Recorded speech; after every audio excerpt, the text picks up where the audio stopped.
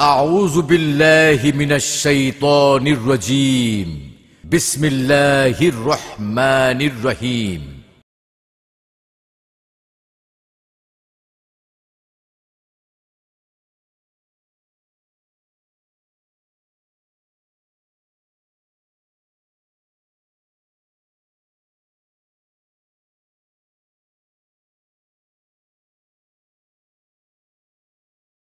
عليكم ورحمة الله وبركاته. الحمد لله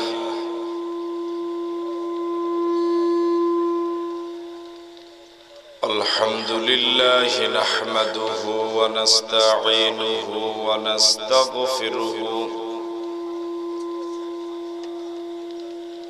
ونؤمن به ونتوكل عليه ونعوذ بالله من شرور أنفسنا ومن سيئات أعمالنا. من يهده الله فلا مضل له ومن يضلله فلا هادي له. ونشهد أن لا إله إلا الله وحده لا شريك له. ونشهد أن سيدنا وحبيبنا وطبيب قلوبنا ومولانا محمدا عبده ورسوله الذي أرسل رسوله بالحق بشيرا ونذيرا وداعيا إلى الله بإذنه وسراجا منيرا. فقد قال الله تعالى في كلامه المجيد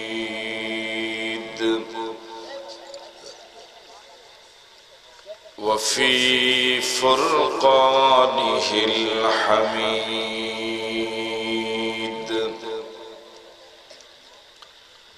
أعوذ بالله من الشيطان الرجيم. بسم الله الرحمن الرحيم.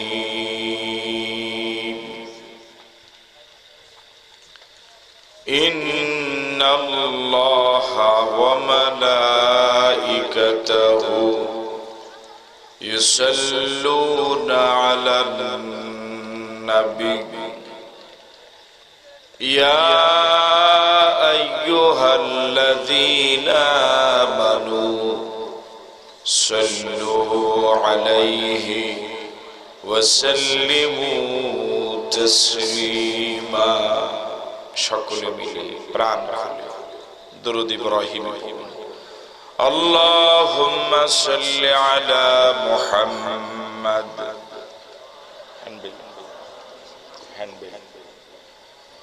وعلى آل محمد كما صليت على إبراهيم وعلى آل إبراهيم إنك حميد مجيد. اللهم بارك على محمد وعلى آل محمد كما باركت على إبراهيم وعلى آل إبراهيم إنك حميد مجيد. Cash যুব সমাজ ও প্রবাসীদের যৌথ উদ্যোগে আয়োজিত আজকের এই দ্বীনি মাহফিলের মুহতারাম সভাপতি জনাব আলহাজ আব্দুল করিম মজুমদার সাহেব, সহ সভাপতি মোহাম্মদ আবুল কাসেম সাহেব, আমন্ত্রিত প্রধান মেহমান, আপনাদের এই অঞ্চলের কৃতি সন্তান, আপনাদের গৌরব, ৪ নং শ্রীপুর ইউনিয়ন পরিষদের সুযোগ্য চেয়ারম্যান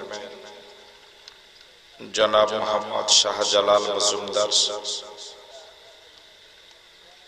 আমন্ত্রিত মেহমান হযরত মাওলানা শেখ আহমদ বিন ইউসুফ আল আজহারি, হযরত মাওলানা ওমর ফারুক রিয়াদ সাহেব সহ আমন্ত্রিত শ্রদ্ধাভাজন হাজারাত উলামায়ে কেরাম, মুরব্বিয়ানে ইজম, যুবক বন্ধুরা, ব্যবসায়ী ভাইয়েরা, পর্দার অন্তরালে শ্রবণরতা শ্রদ্ধা মা এবং বোনেরা, সকলকে আবারও সালাম, আসসালামু আলাইকুম ওয়া রাহমাতুল্লাহি ওয়া বারাকাতুহু।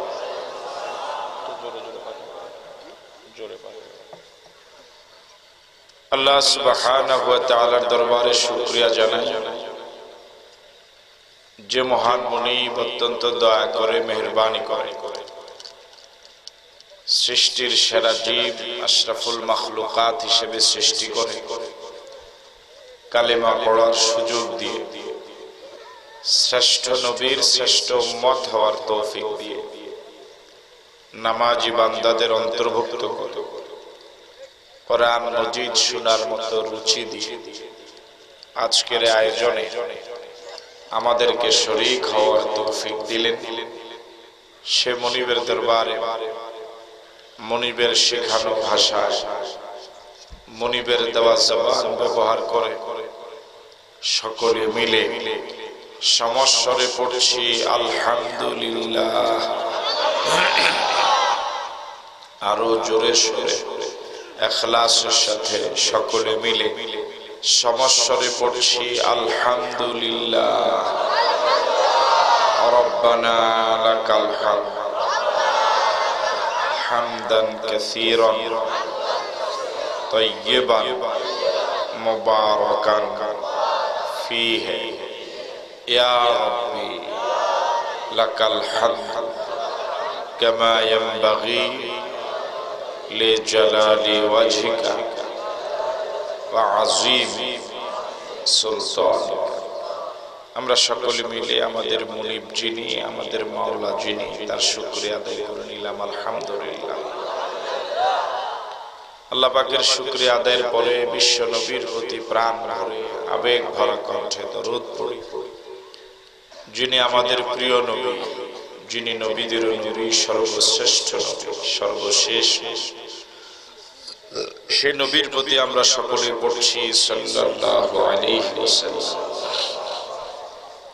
শুহাদায়ে কেরামদের আত্মার মাগফিরাত কামনা করছি, যারা দ্বীনের জন্য জীবন দিলেন, মাজলুম হয়ে কবরে গেলেন। আল্লাহ রাব্বুল আলামিন তাদের সকলকে শহীদ হিসেবে কবুল করুক। 52 সনে ভাষার জন্য যারা জীবন দিলেন, ঈমানদার অবস্থা যারা কবরে গেলেন, আল্লাহ পাক তাদেরকে জান্নাতের মেহমান করুক। 1971 সনে দেশ মাতৃকার স্বাধীনতার সংগ্রামে মহান মুক্তিযুদ্ধে অংশগ্রহণ করে জীবন দিয়ে প্রিয় দেশ যারা স্বাধীন করে গেলেন, আজাদ করে গেলেন, মুক্ত করে গেলেন, জাতির শ্রেষ্ঠ সন্তান বীর মুক্তিযোদ্ধাদেরকে শ্রদ্ধার সাথে স্মরণ করছি, দোয়া করছি। খাঁটি ঈমানদার অবস্থা যারা কবরে গেলেন, ঈমান নিয়ে যারা কবরে গেলেন, আল্লাহ রাব্বুল আলামিন তাদেরকেও শহীদ হিসেবে কবুল করুক। এখনো যে সমস্ত বীর মুক্তিযোদ্ধা ভাইরা জীবিত আছেন, আল্লাহ রাব্বুল আলামিন তাদের সহ আমাদের সকলকে ইসলামের জন্য কবুল করুক। আপনাদের সকলকে আন্তরিক ধন্যবাদ এবং মোবারকবাদ জানিয়ে আমরা অল্প সময়ে কিছু কথা বলার জন্য চেষ্টা করব ইনশাআল্লাহ বিতৌফিকিল্লাহ বিইজনিল্লাহ। আজকের আয়োজনটি আয়োজকদেরকে অবশ্যই ধন্যবাদ জানাবো, অবশ্যই তারা একটি ভালো আয়োজন করেছেন। কিন্তু আমার কাছে কেন যেন মনে হয় একটু অগোছালো আয়োজন। কোরআন মজিদের আয়োজন আরো পরিকল্পিত, পরিপক্ক, পরিচ্ছন্ন হওয়া দরকার। আমরা যারা উপস্থিত হয়েছে, আপনারা গুরুত্বপূর্ণ আলোচনা শুনে আসতেছিলেন।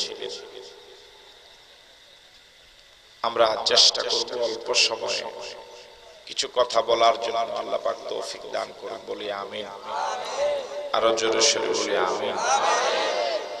সম্মানিত দ্বীনী ভাইরা, কথাটি আমি এভাবে শুরু করতে চাই। আজ ধারাবাহিক কোনো তাফসীর নয়, একটু আলোচনা। আমরা এখানে যারা আছি, আমরা সকলেই জীবিত না মরা? জীবিত মানুষের আওয়াজ এত কম। আমরা সকলে জীবিত না মরা? বলেন, আমরা সকলেই জীবিত। মানুষের, প্রতিটি জীবিত মানুষের ভিতরে একটি রূহ আছে। ওই রূহটা থাকার কারণে মানুষটা জীবিত। আমরা এখানে যারা বসা, আমাদের প্রত্যেকের এখনো রূহ আছে। রূহ চলে গেলে এটার নাম লাশ। এখন সকলেই বসা, কিন্তু রূহটা চলে গেলে কেউ আর বসে থাকতে পারবে না।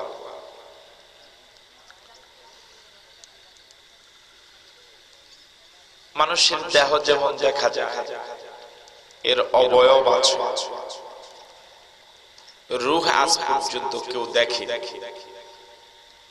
ইয়াসআলুনাকা আনির রূহ কুলির রূহু মিন আমরি রাব্বি। নবী হে, ওরা আপনাকে রূহ সম্পর্কে প্রশ্ন করবে, আপনি জবাবে বলুন, রূহ আল্লাহ পাকের এক হুকুম। আল্লাহ পাক হুকুম করেছেন, এখন আমার আপনার ভিতরে আছে। যখন হুকুম করবেন আবার এটা চলে যাবে। মানুষের দেহের ভিতরে এক গুরুত্বপূর্ণ অঙ্গের নাম কলব। বলুন তো, সেই গুরুত্বপূর্ণ অঙ্গের নাম কি? আরো আস্তে বলুন, সবাই একসাথে বলুন। আমার ভাই,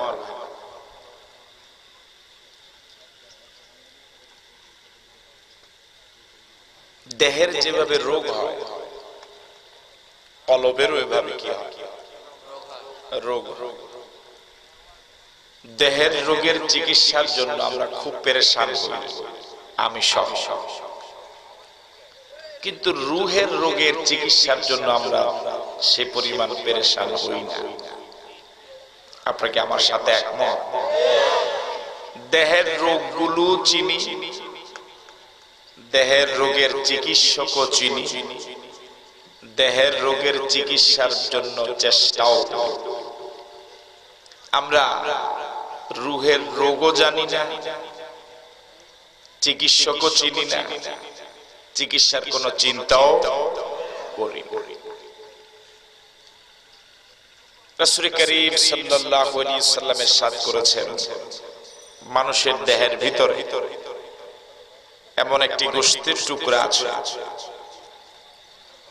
ওই গোশতের টুকরাটা যদি ভালো হয়, পুরা দেহটা ভালো। ওই গোশতের টুকরাটা যদি খারাপ হয়, পুরা দেহটা খারাপ। ওই গোশতের টুকরার নাম হলো আলা ওয়াহিয়াল কালব। সেটার নাম হলো, কথা বলুন, একটু আগে আওয়াজের দিকে ভালো ছিল, এখন এমন কেন?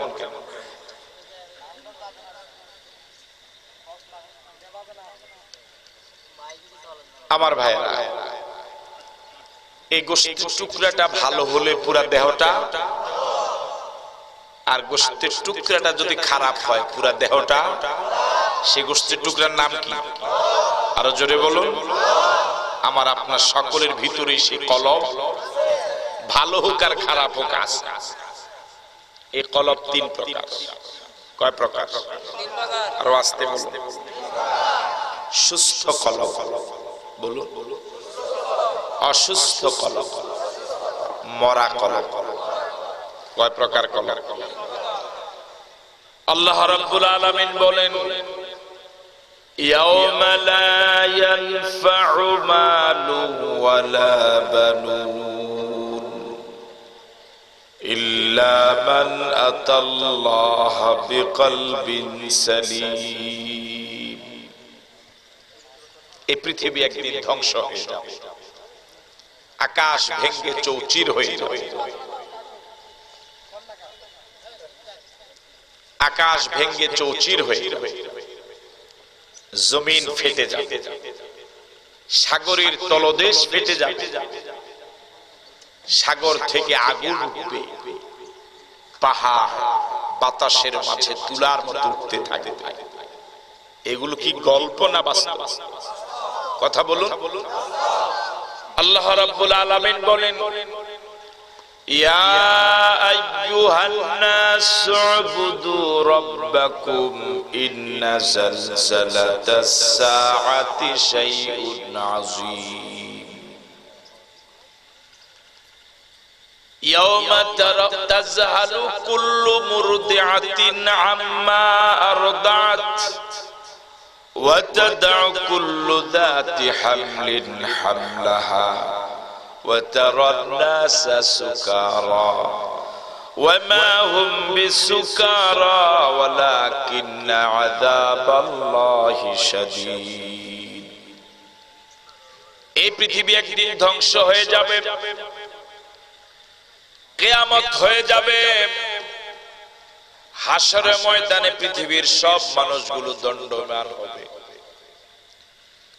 বর্তমান সূর্য পৃথিবী থেকে 9,30,00,000 মাইল দূরে, ওই সূর্যটা এসে যাবে মাথার উপরে। সূর্যের যতগুলো মুখ, বর্তমানে একটা মাত্র মুখ জমিনের দিকে, সবগুলো মুখ উপরের দিকে, কিন্তু হাসরের ময়দানে সবগুলো মুখ জমিনের দিকে দেওয়া হবে। সূর্যের প্রখরতা 70 গুণ বেড়ে যাবে, পায়ের নিচের জমিন তামা হয়ে যাবে। সূর্যের প্রখরতায় এক জাররা পরিমাণ সময়ে মাথার মগজগুলো গলে গলে জমিনে পড়ে যাবে, মাথাটা ফেটে চৌচির হয়ে যাবে। মানুষগুলো ঘামের ভিতরে একবার ডুববে, আবার ঘাম থেকে বেশি উঠবে। এই অবস্থায় মানুষগুলো একদিন নয়, 1 বছর নয়, 2 বছর নয়, দুনিয়ার হিসাবে নয়, আখিরাতের হিসাবে 50,000 বছর পর্যন্ত উলঙ্গ দাঁড়িয়ে থাকবে। আল্লাহু আকবার। বিশ্বাস হয়? আল্লাহর নবী একদিনে আলোচনা পুরুষ সাহাবায়ে কেরামের সামনে করছিলেন। হুজরার ভিতরে হযরত আয়েশা সিদ্দিকা রাদিয়াল্লাহু তাআলা আনহা শুনতেছিলেন। ওয়াজ শেষ করে আল্লাহ নবী যখন ঘরে গেলেন, হযরত আয়েশা মুস্কি মুস্কি হাসলেন। আল্লাহ নবী জিজ্ঞেস করলেন, আয়েশা হাসো কেন? আয়েশা সিদ্দিকা রাদিয়াল্লাহু তাআলা আনহা বললেন, ইয়া রাসূলুল্লাহ, কিছুক্ষণ আগে আপনি হাসরের ময়দানের বর্ণনা দিচ্ছিলেন, আপনি বলতেছিলেন সব মানুষগুলো 50,000 বছর উলঙ্গ দাঁড়িয়ে থাকবে। সেদিন কি মানুষ যে উলঙ্গ পাশাপাশি দাঁড়িয়ে থাকবে, মানুষের কি লজ্জা হবে না? আল্লাহ নবী বললেন, আয়েশা, সেদিনের ভয়াবহতা এত মারাত্মক, এত মারাত্মক হবে, এত বিপর্যয়কর হবে, তার পাশে কি পুরুষ দাঁড়ানো না মহিলা দাঁড়ানো, পরনে পোশাক আছে না নাই, আল্লাহর কসম কারো মনেও থাকবে না। জোরে বলেন আল্লাহু আকবার। মাইকগুলো কি ভাড়া? আল্লাহর রাস্তা। একটা লোক এখানে নেই, কে বলে আমাকে দাওয়াত দিতে? কেন যে এরা অবিবেচকের মতো কাজ করে?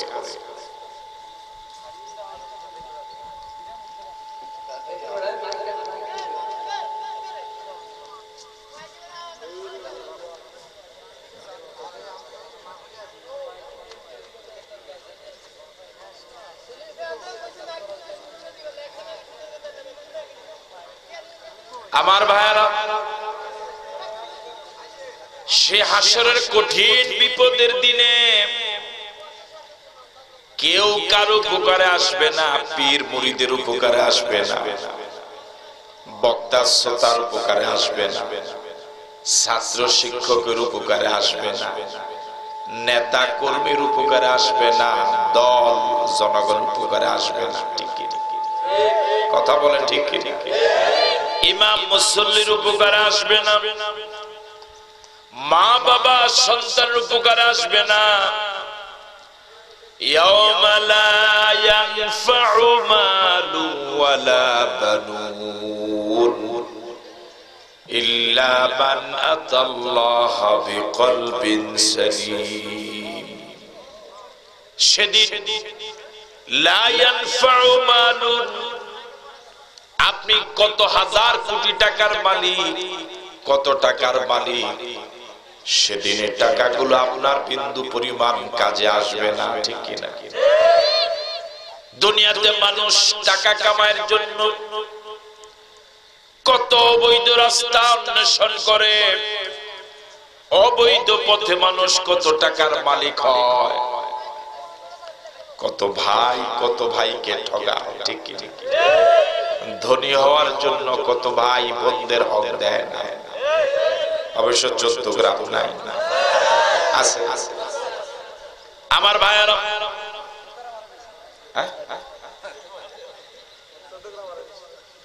আমি বড় হওয়া লাগবে, আমার ভাই ভিক্ষা করে খাক, এতে আমার আপত্তি নাই। এই জন্য কত ভাই ভাইদের জায়গা দখল করে, ভাইয়ের দোকান দখল করে, বোনের হক আদায় করে। এমনকি শুধু নিচে ধনী হওয়ার জন্য মা বাবাকেও খাওয়ায় না। আছে না? লা ইয়ানফাউ মাল, কত হাজার কোটি টাকার মালিক তুমি, যত কোটি টাকার মালিক তুমি হও না কেন, এগুলো বিন্দু পরিমাণে তোমার কাজে লাগবে না। আমার ভাইয়েরা, দুনিয়াতে যখন মায়ের গর্ভ থেকে এসেছিলাম হাত ছিল খালি। ঠিক আবার যখন কবরে যাবে দুইটা হাত খালি অবস্থায় যাবে। কথা বলে না?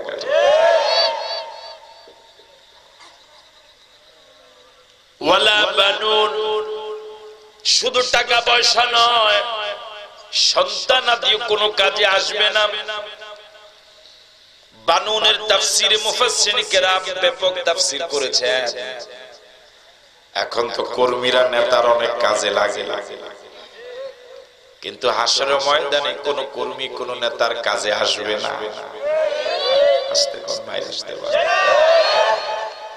এখন তো মুসল্লিরা ইমামের অনেক উপকারে আসে, হাসরের ময়দানে কোন মুসল্লি ইমামের উপকারে আসবে না। এখন তো আবু নসর আশরাফির শ্রোতারা, আবু নসর আশরাফি অনেক উপকারে আসে, শ্রোতারা বক্তার কোন উপকারে হাসরের ময়দানে আসবে না, বিশ্বাস হয়। এখন মুরিদেরা পীরের কত কাজে লাগে, মুরিদেরা তেল দেওয়া বন্ধ করে দিলে পীরের ঘরের চুলার আগুন বন্ধ। কথা কয় না? ঠিক নয়?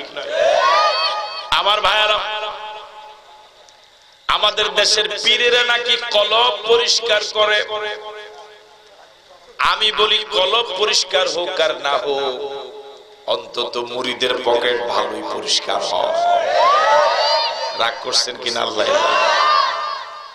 আমার ভাইয়েরা, দুনিয়াতে পীর মুরিদের উপকারে আসে, মুরিদ পীরের উপকারে আসে, শ্রোতা বক্তার উপকারে আসে, মুসল্লি ইমামের উপকারে আসে। কিন্তু আল্লাহ বানুন, পরকালে কোন লোকের উপকারে আসবে না। যদি আমাদের দেশের ভণ্ড পীরেরা, ওদের পক্ষ থেকে দালালেরা বলে অমুক হুজুরের হাতে বয়াত গ্রহণ করলে উনি তোমাকে ছাড়া জান্নাতে যাবে না,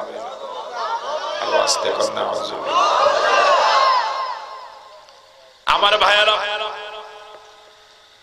কিয়ামতের ওই কঠিন বিপদের দিনে মুরিদের কথা পীরের মনে থাকা তো দূরের কথা, দুনিয়াতে সামান্য বিপদে পড়েও দেখে আপনার পীর আপনার কথা মনে রাখবে না, ঠিক? স্বামী স্ত্রীকে মনে রাখে না, স্ত্রী স্বামীকে মনে রাখে। একটু বিপদে পড়ে দেখেন কোন বন্ধুকে পাওয়া যায়? সুসময় বন্ধুর অভাব নাই। আপনি একটু বিপদে পড়ে দেখেন, আপনার বন্ধুরও হাত বাড়াবে না। আপনজন দুনিয়াতে বিপদে পড়লেই পালায়। আজ থেকে বহু বছর আগে আমরা 5 ভাই, আমার চতুর্থ ভাই যেটা, ওটা সাবার পড়তো তাহফিজুল কোরআন মাদ্রাসা। 3 মাস পর পর বন্ধ হতো, 15 দিন আমি দিয়ে আসতাম, আবার নিয়ে আসতাম। হাজীগঞ্জ থেকে বাসে উঠলাম, তখন ছিল কি বাস, কোস্টার থেকে একটু বড় কোস্টার, ওই সময় ছিল কোস্টার। ড্রাইভারের বাম পাশে একটা লম্বা সিট, এখন অবশ্য এভাবে কথা বললে কি একটু শুনবেন কিছু? আমরা 2 ভাই বাম পাশের সিটে বসলাম। ওই ভাইটা আমার খুব প্রিয় ভাই, সব ভাই প্রিয়। ওই ভাইটা কোরআন শরীফের হেফজ করে, খুব প্রিয়।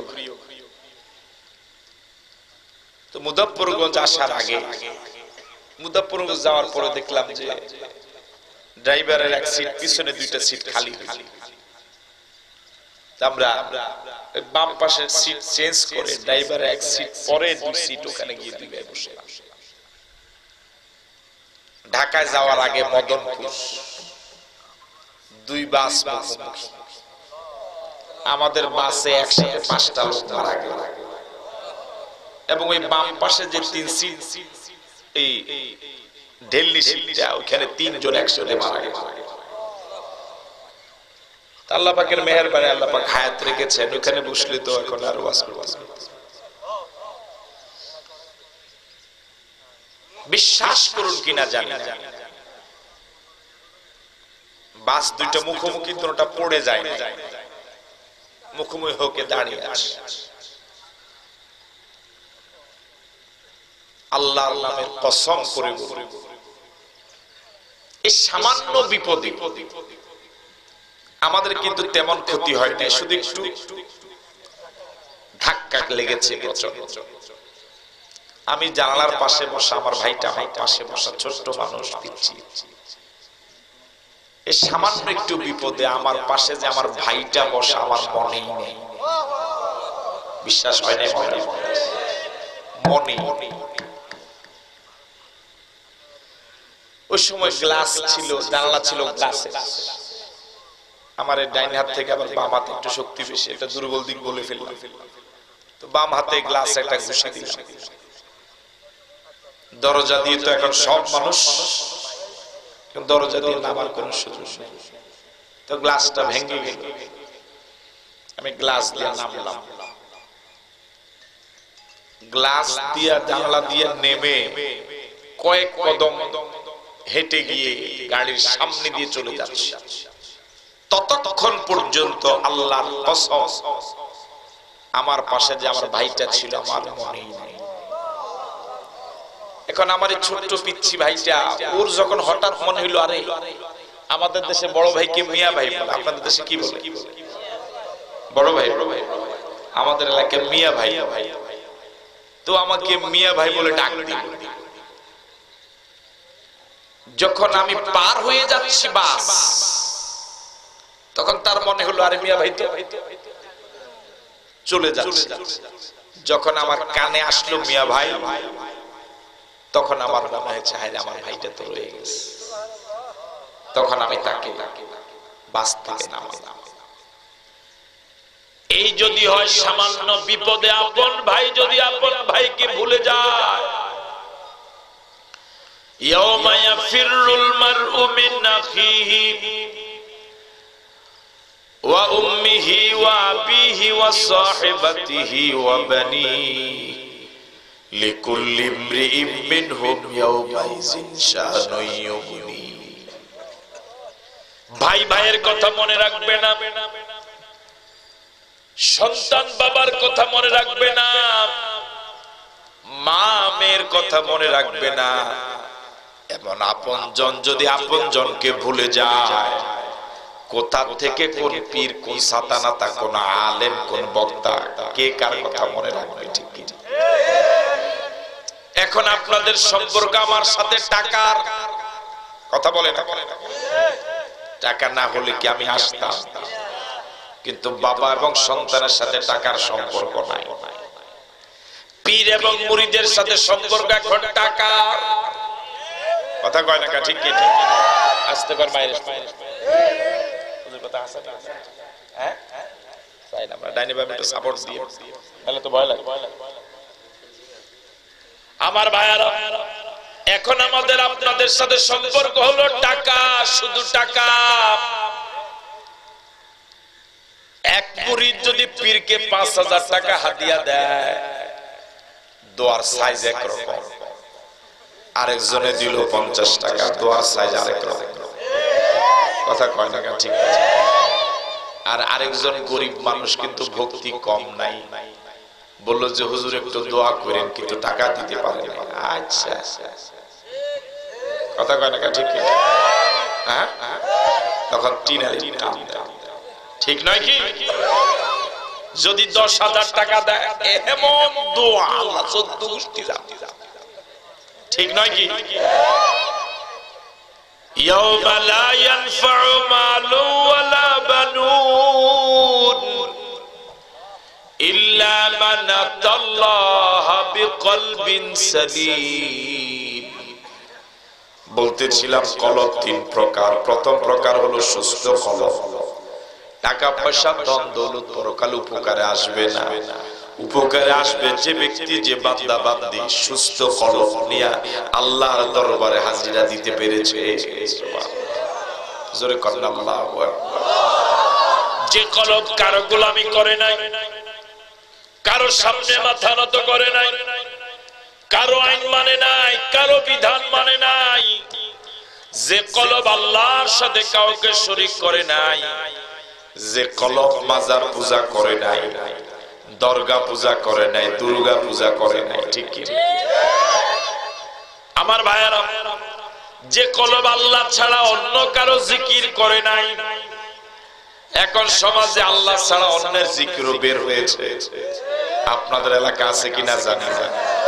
ইয়া পাক পাঞ্জাতন তুম পর লাখো সালাম, ইয়া আলী ইয়া। কথা বলে না? জিকির আছে না? নাই? আছে। জিকির হবে কার? দুরূদ হবে কার? জিকির হবে কার? দরুদ হবে কার? আল্লাহর জন্য দরুদ নয়, নবীর জন্য জিকির নয়। আল্লাহর জন্য জিকির, নবীর জন্য দরুদ। ঠিক কি? ওই কলব নাজাত পেয়ে যাবে যে কলব আল্লাহ ছাড়া কারো গোলামি করে নাই, আল্লাহ ছাড়া কারো সামনে মাথা নত করে নাই। গোলামি করেছে কার? আইন মেনেছে কার? বিধান মেনেছে কার? এমন কলব হলো সুস্থ কলব। যদিও লোকটা রোগা, লোকটা ক্যান্সার আক্রান্ত, দেহটা এইডস আক্রান্ত, দেহটা মারাত্মক জ্বর আক্রান্ত, দেহটা প্যারালাইজড আক্রান্ত, দেহটা অবশ হয়ে গেছে, দেহের 2টা চোখ অন্ধ হয়ে গিয়েছে, দেহটা এখন বুড়া হয়ে গিয়েছে, কিন্তু কলবটা তাজা। এমন ঈমানদার কলব নাজাত পেয়ে যাবে। জোরে বলেন আল্লাহু আকবার।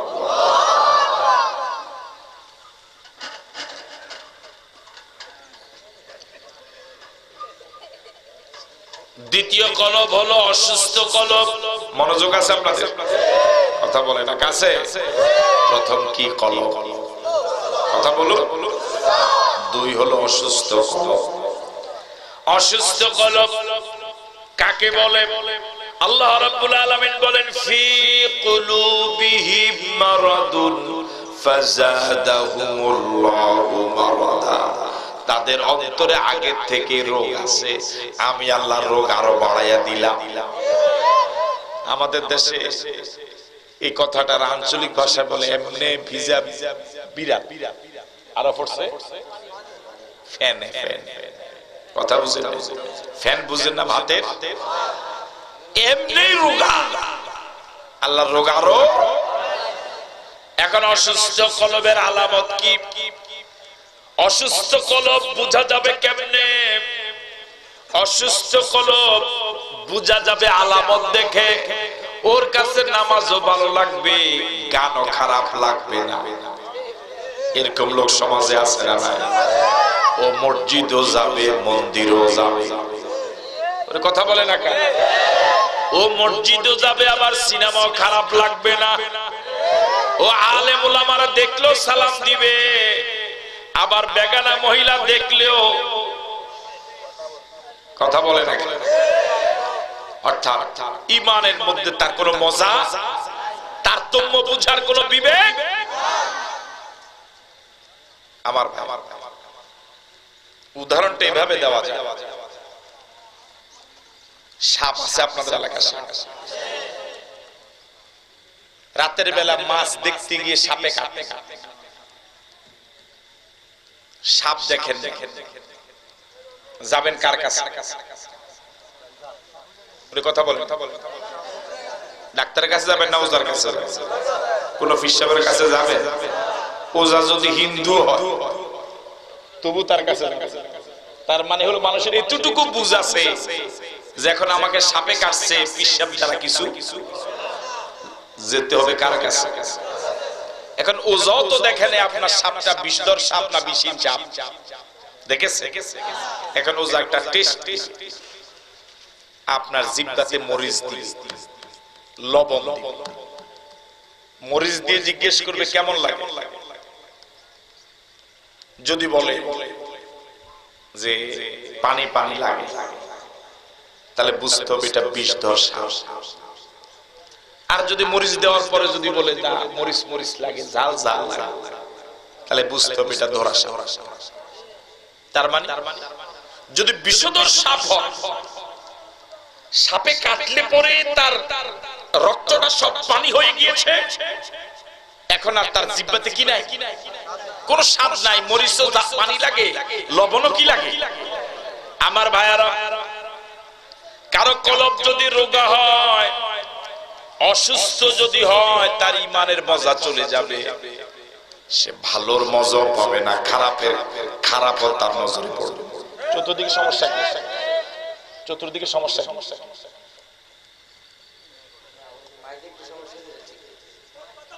এখানে কথা ওদিকে দৌড়াতে বুঝি না, কি কোনো সমস্যা?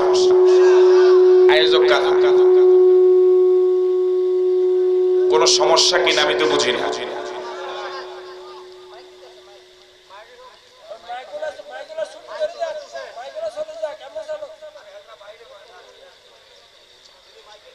আমার ভাইরা, বিষধর সাপ কাটলে যেভাবে জিহ্বার মজা নষ্ট হয়ে যায়, শয়তান ইবলিস যদি কারো কলবে আঘাত করে, তখন তার ইমানের মজা নষ্ট হয়ে যায়। কথা বলে ঠিক কিনা? তখন তার কাছে নামাজও ভালো লাগে, তার কাছে সিনেমা হলও খারাপ লাগে না। এরকম লোক সমাজে আছে না নাই?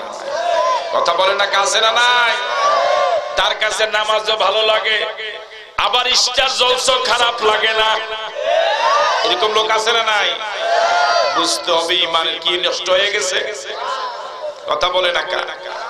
সাহাবায়ে কেরাম আল্লাহর নবীকে প্রশ্ন করলেন, ইয়া রাসূলুল্লাহ, আমি যে ইমানদার এটা আমি বুঝবো কিভাবে? আমাদের দেশে কে কোন পীরের মুরিদ টুপি দেখলো বুঝা যায়। আলহামদুলিল্লাহ, কি এক সুন্দর সৃষ্টি।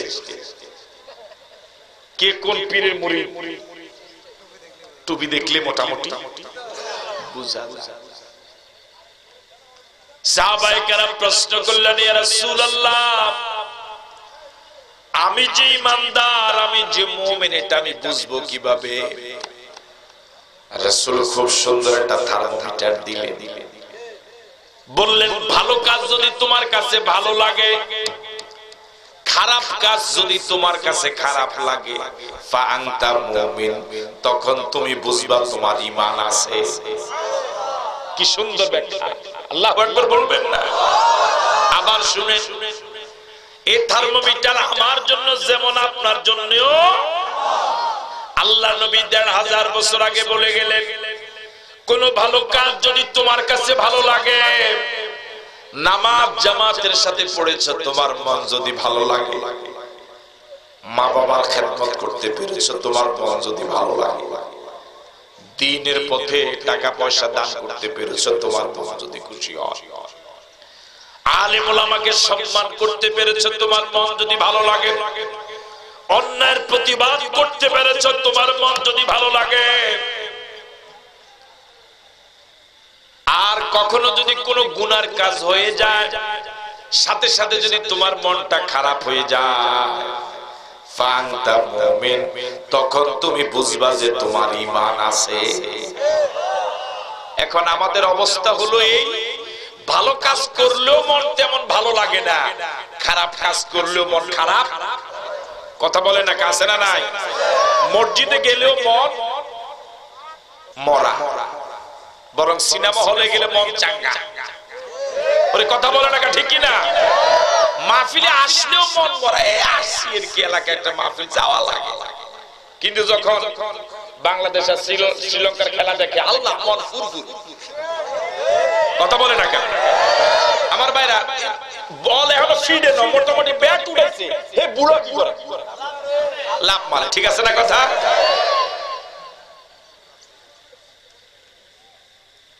রাসূল যে থার্মোমিটার দিয়ে গেলেন, এই থার্মোমিটারের আলোকে এই জাতীয় লোকদের ঈমান কি পরিমাণ আছে বলে মনে হয়? ভালো কাজ করলে যদি তোমার মন ভালো লাগে, খারাপ কাজ হয়ে গেলে যদি তোমার মন খারাপ হয়ে যায়, তাহলে বুঝতে হবে তোমার ঈমান আছে। এখন আমাদের অবস্থা হলো, ভালো কাজ করলেও ভালো লাগে না, খারাপ কাজ করলেও মন খারাপ হয় না। তাহলে রাসূলের হাদিস অনুযায়ী এখন আমাদের ঈমানই নাই, থাকলেও খুব দুর্বল, একেবারে মরা মরা ঈমান, ঠিক নয় কি? আমার ভাইয়ারা, দাড়ি টুপি দেখলে যদি আপনার মন ভালো লাগে, এটা নবীর সুন্নাত, যদি আপনার শ্রদ্ধা জাগে, বুঝতে হবে আপনার ঈমান আছে। দাড়ি টুপি দেখলে যদি আপনার মেজাজ গরম হয়, তাহলে বুঝতে হবে শুধু দুর্বল না।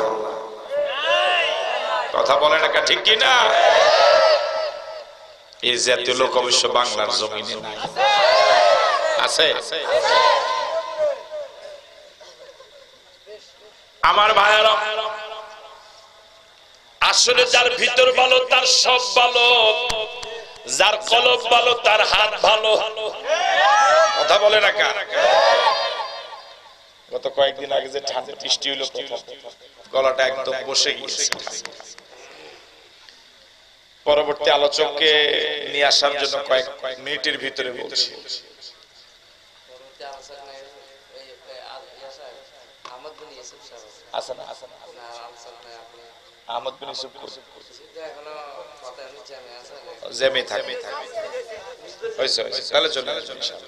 ওনাকে প্রস্তুত নিয়ে আসতে হবে। যার কলব ভালো তার হাত ভালো, আস্তে আস্তে, যার কলব ভালো তার, যার কলব ভালো তার হাত ভালো। এই হাত দিয়ে অবৈধ বাউসারে দস্তখত দিবে না। যার কলব ভালো তার হাত ভালো, এই হাত দিয়া পিটা পিটা আল্লাহর বান্দাদেরকে মারবে না। যার কলব ভালো তার হাত ভালো, এই হাত দিয়া অন্যায় রায় লিখবে না। যার কলব ভালো তার হাত ভালো, এই হাত দিয়া, ঠিক আছে না কথা? সমানে 2-2.5 যেহেতু তার কি ভালো, কলব ভালো তার হাত। যার কলব ভালো তার হাত ভালো, এই হাত দিয়া বেগানা মহিলার গায়ে হাত দিবে না। যার কলব ভালো তার হাত ভালো, এই হাত দিয়া টিপি টিপি রিমোট টিপি টিপি স্টার জলসা দেখবে না। বহু নামাজি আছে, নামাজের মুসল্লা এখনো উঠায় নাই, নামাজ শেষ করেই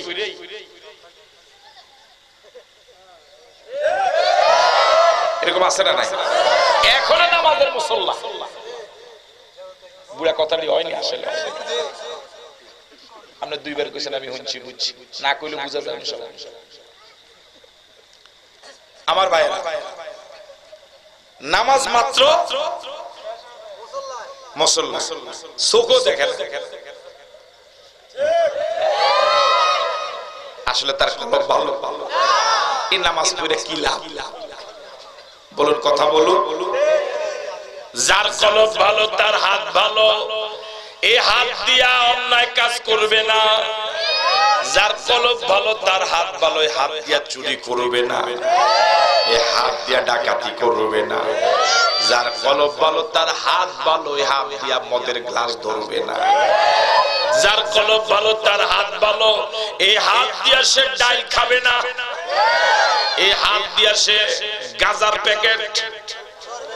যার কলব ভালো তার হাত ভালো, এই হাত দিয়া বিড়ি সিগারেট। ইয়ানো তো আছে, আছে না নাই? আল্লাহ জানে কি বেজাল জানে, আছে না নাই? এই পৃথিবীতে যত খাদ্য দ্রব্য আছে, হালাল হোক আর হারাম হোক, সব খাদ্য দ্রব্যের প্রচারে তার কিছু গুণাগুণ বলা হয়। কথা বলে না? কসমেটিক্স কত গুণ, এটা ব্যবহার করলে কালো মানুষ ঐশ্বরিয়া রায় হয়ে যাবে, হ্যাঁ বেটু মানুষ লম্বা হবে। আমার জানা মতে একমাত্র সিগারেট যার গায়ে তার সুনাম নাই, বরং দুর্নাম। কথা বলে না? ধূমপান বিষ পান, ধূমপান স্ট্রোক হয়, ধূমপান মৃত্যু ঘটায়, আরো কত ডেঞ্জার ডেঞ্জার কথা। এরপরও মানুষ, কথা বলেন ঠিক কি? মানুষ খাওয়ার পর যেটা রেখে দেয় এটার নাম ঝুটা। এটার নাম কি? আরবিতে বলা হয় সুর, সিন ওয়াও রা। আমাদের আঞ্চলিক ভাষায় কয়। আপনাদের এলাকা কি কয়? যেমন মাছ, মাছ যদি ছোট হয় আমরা কাঁটা সহ খাই, মাছ যদি বড় হয় কাঁটা খাওয়া যায়, কাঁটাটা রেখে দেখে। এখন এটার নাম আর কাঁটা নাই, নাম ঝুটা, এটার নাম সুর। আপনার বাড়িতে যদি বিড়াল থাকে দেখবেন বিড়াল খাওয়া, বিড়াল নাই অন্তত মাছি, অন্তত পিঁপড়া খাওয়া, ঠিক কি? কলা ভিতরেরটা খান না উপরেরটা খান? ওরা কথা বলে না, ভিতরেরটা খেয়ে উপরেরটা রেখে। এখন এটার নাম ঝুটা। আপনার বাড়িতে গরু থাকলে গরু খাবে, ছাগল থাকলে ছাগল খাবে, গরু ছাগলে অন্তত মাছি বসবে, ঠিক কি না? বিশ্বাস করুন আর নাই করুন, বিড়ি এবং সিগারেট এমন এক খাদ্য দ্রব্য, গরু ছাগল তো দূরের কথা, কুত্তাও খায়। ঠিক কি না? নারীলা বেজার হয়েছে মনে হয়, ঠিক নয় কি? যদি বিশ্বাস না হয় একটা সিগারেট নতুন কিনে রাস্তাতে ফেলে দিয়ে কুকুরে পাশ দিয়ে হেঁটে যাবে, নাক দিয়ে গ্রাম নেবেন, এটা কি? যে কুকুর টয়লেটের ময়লা খা, ওই কুকুরেরও রুচি আছে, সে এটা খাবে না। তার রুচিও তো খারাপ হয় না যে সিগারেট খাবে। যার কলব ভালো তার হাত ভালো, হাত দিয়া বিড়ি সিগারেট খাবে না। যার কলব ভালো তার হাত ভালো, এই হাত দিয়া দাঁড়ি।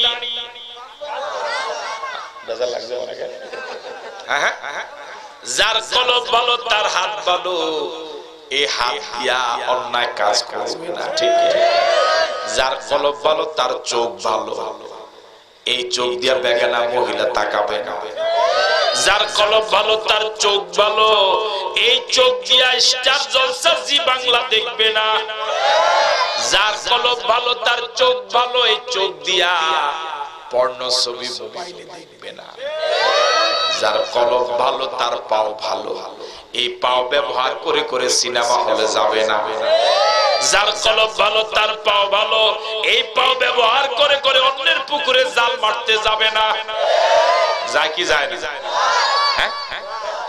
যার কলব ভালো তার পাও ভালো, এই পাও দিয়ে আল্লাহর বিরুদ্ধে মিছিলে যাবে না। যার কলব ভালো তার পাও ভালো, এই পাও ব্যবহার করে করে আল্লাহর বান্দাদের বিরুদ্ধে মিছিলে যাবে না। যার কলব ভালো তার লজ্জাস্থান ভালো, এই লজ্জাস্থান অন্যায় পথে খরচ করবে না।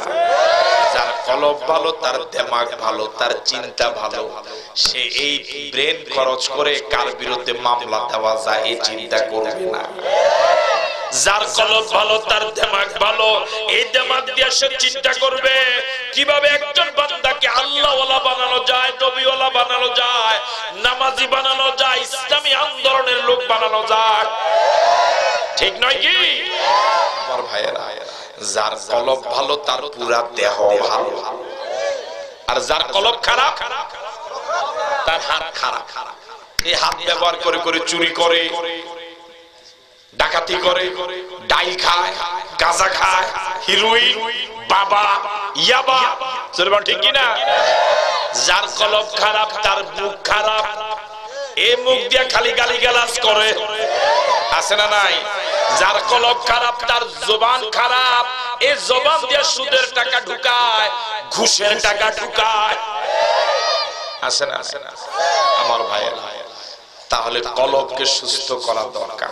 কি করা দরকার আমার ভাইয়েরা? কলব সুস্থ হওয়ার জন্য দুনিয়ার প্যারাসিটামল, অ্যান্টিবায়োটিক খাইলে হবে না। কলব সুস্থ হওয়ার জন্য আল্লাহর কালাম লাগবে। কি লাগবে?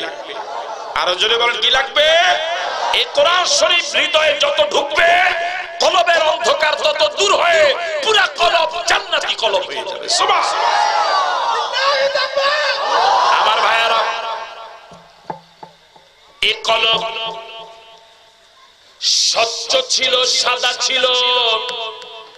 মানুষ যখন একটা গুনাহ করে কলবে একটা কালো দাগ পড়ে, আরেকটা গুনাহ করে আরেকটা কালো দাগ পড়ে, আরেকটা গুনাহ করে আরেকটা কালো দাগ পড়ে। এভাবে গুনার সংখ্যা যত বাড়ে কালো দাগের সংখ্যা তত কমে। কথা বলে না কা? আমার ভাইয়েরা, গুনাহ করতে করতে কলব এত কালো হয়ে যায়, এখন আর কোরআন হাদিসের আলোচনা তার কাছে ভালো লাগে না, বরং কোরআন হাদিসের আলোচনা শুনলে তার মেজাজ গরম হয়। কেন? কলব কলব খারাপ। ঠিক আছে কথা? আবার আল্লাহর এরকম কিছু বান্দা আছে, কোরআন হাদিসের আলোচনা শুনলে পরে কান দিয়ে যখন ঢোকে চোখ দিয়ে পানি পড়া শুরু হয়ে যায়। আমার ভাইয়েরা, এই পৃথিবীতে আল্লাহর এমন অনেক বান্দা আছে, আল্লাহু আকবার শুনলে তার মন ভালো হয়ে যায়। আবার এরকম অনেক বান্দা আছে, আল্লাহু আকবার শুনলে মেজাজ গরম হয়। কিসের কারণে? কথা বলেন, কিসের কারণে? আল্লাহ পাক আমাদের সকলের কলবকে সুস্থ কলব করার তৌফিক দান করুন বলি আমিন। আরো জোরে সরে বলি আমিন। আরেকবার বলি আল্লাহুম্মা আমিন।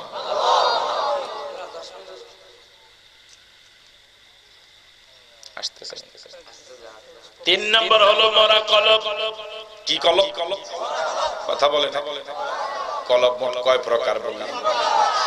আল্লাহ রাব্বুল আলামিন বলেন, ওয়ালাকাদ যারানা লিজাহান্নামা কাসীরাম মিনাল জিন্নি ওয়াল ইনস লাহুম কুলুবুন লা ইয়াফকাহুনা বিহা ওয়া লাহুম আ'য়ুনুন লা ইউবসিরুনা বিহা ওয়া লাহুম আযানুন লা ইয়াসমাউনা বিহা উলাইকা কাল্লানআমি বাল হুম আদাল্লু।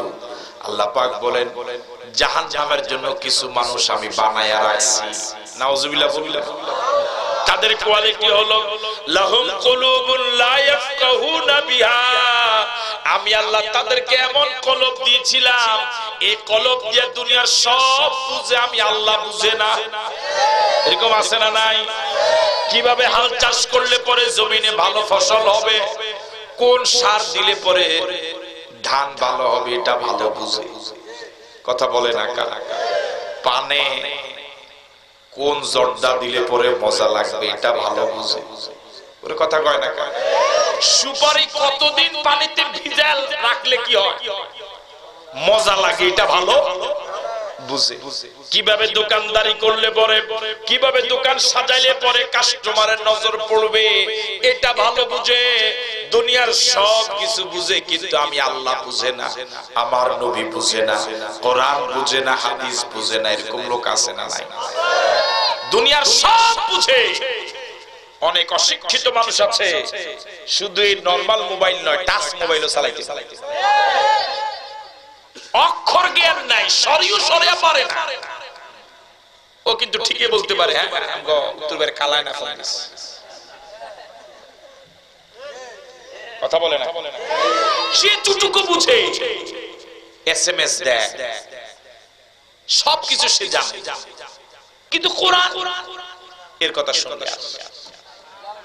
যদি বলে তুমি যে রুকু দাও, এটা তো হয় না, রুকু সোজা করার জন্য কোটাতে এমনি বা কাজ জীবন বাঁকাই থাকে, রুকুরে সোজা করার জন্য কোনো প্রচেষ্টা।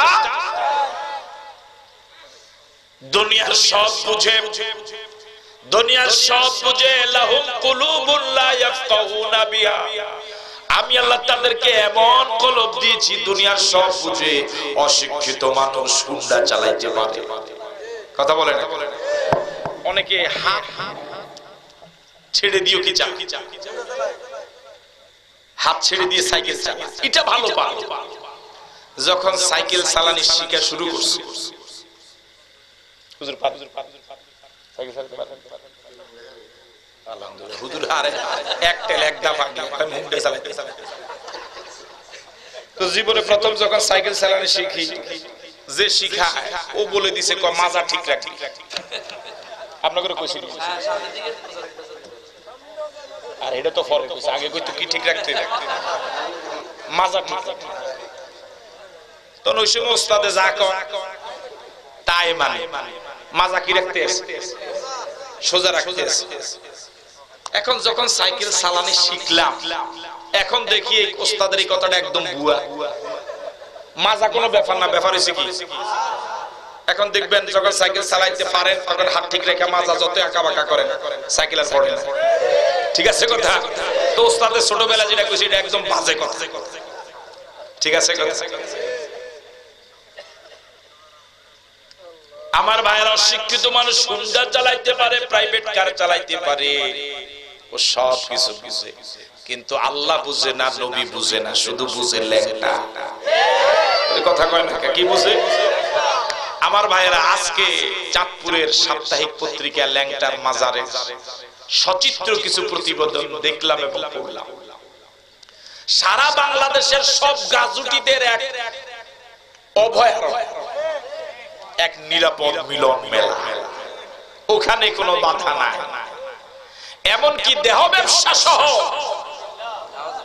সব অপকর্ম, গাঁজা মদ সব চলে অসমানে, সেখানে কোনো বাধা নাই, শুধু বাধা এই মাহফিল। জোরে বলেন ঠিক নয় কি?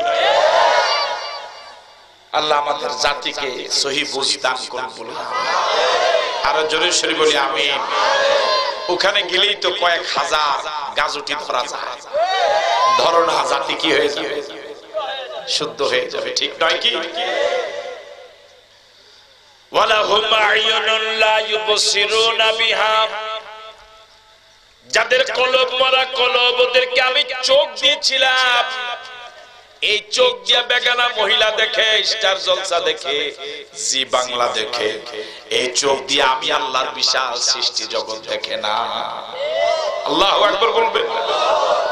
ইন্না ফি খালকিস সামাওয়াতি ওয়াল আরদ ওয়া ইখতিলাফিল লাইলি ওয়ান নাহার লা আয়াতিন লিউলিল আলবাব। বলুন আল্লাহু আকবার। ওয়ালাহুম আযানুন লা ইয়াসমাউনা বিহা, আমি আল্লাহ তাদেরকে কান দিয়েছিলাম, এই কান দিয়া সব শুনে, অশ্লীল গান শুনে, কিন্তু আমি আল্লাহর কোরআন তেলাওয়াত শুনে না। এরকম আছে না নাই? বহু মানুষ সমাজ এরকম আছে, কোরআন তেলাওয়াত শুনলে তার মেজাজ গরম হয়।